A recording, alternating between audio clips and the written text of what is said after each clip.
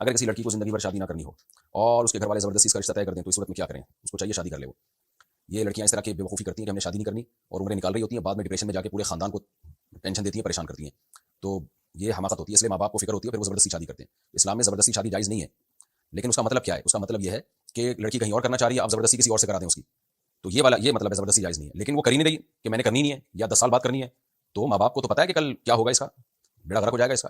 तो यहाँ पर ऐसा नहीं है, यहाँ पर माँ बाप को चाहिए कि उसको फोर्स करें, उसको समझाएं। जबरदस्ती का मतलब ये नहीं कि गन पॉइंट पे कराएं उसकी शादी, लेकिन उसको समझाएं, उसको फोर्स करें। फोर्स का मतलब जहनी तौर पर उसको फोर्स करें कि भाई आपने करनी है ये, क्योंकि ये अगर नहीं होता तो कल मसाइल इन्हीं के लिए, माँ बाप के लिए भी बनेगी और खानदान के लिए भी बनेगी, मसला बनेगी। जब डिप्रेशन में जाएगी, स्ट्रेस में जाएगी और फिर कहेगी कि मेरी शादी करा दो, कोई रिश्ता ही नहीं आएगा ढंग का। ये बिल्कुल ऐसे ही है जैसे बच्चा खाना ही ना खा रहा हो, 1 दिन हो गया, 2 दिन हो गया, तो गन पॉइंट पे खाना खिलाया जाएगा ना उसको, या दवा ना खा रहा हो तो, और कह रहा हो नहीं खाना मैंने, तो उसको जैसे डिप्रेशन के मरीज होते हैं ना, बाज़ मेडिसिन नहीं लेते, तो जबरदस्ती खिलाई जाती है उनको, इंजेक्शन लगा देते हैं डॉक्टर जबरदस्ती। भाई तुम्हारी राय पे चलोगे, तुम्हारी डिप्रेशन बढ़ने से टेंशन तो हमें होगी।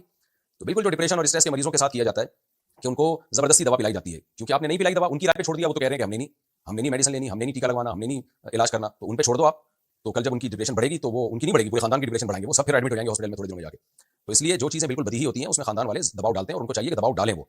तो जैसे इलाज करवाना, अगर आपको कोई बीमारी है और पता है सबको कि ये इलाज कराएगा तो ठीक हो जाएगा, और आप फिर भी इलाज ना करा रहे हो, तो फिर जबरदस्ती इलाज कराया जाता है। तो कोई लड़की शादी नहीं कर रही है, करनी नहीं है, करनी नहीं है, तो इसका मतलब ये भी पागल हो गई है।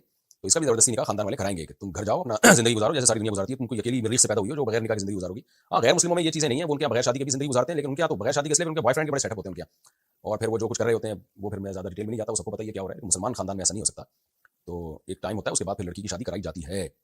वो अगर नहीं करे तो उसको बताया जाएगा तुम्हारा बाप भी करेगा, बाप से मुराद ये कि वो करेगी।